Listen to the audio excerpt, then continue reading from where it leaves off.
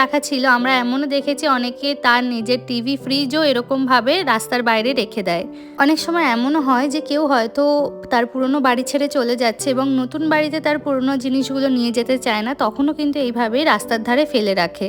এবং এখানে অনেক মানুষই আছে যারা এইভাবে জিনিস তুলে নিয়ে কিন্তু নিজেদের বাড়িতে নিয়ে যায়। এটা এই দেশের এক ধরনের কালচার বলতে পারেন। তো যাই হোক, আমরা এখানে রেসার্ভেশন থেকে বাস নিয়ে যাব সংকেত ভাইয়ার বাড়িতে। যদিও আমরা ম্যাক্সিমাম সময় ওর বাড়িতে হেঁটে যাই, তবে আজ আর হাঁটবো না, কারণ সকাল থেকে আমার প্রচন্ড মাথা যন্ত্রণা শুরু হয়েছে। এই রোদ্দুরের মধ্যে হাঁটলে আমাকে আর দেখতে হবে না। আর এখন যে জায়গাটা আপনাদেরকে দেখাচ্ছি, এই জায়গাটা কিন্তু থিয়েটার আকেন নামে পরিচিত।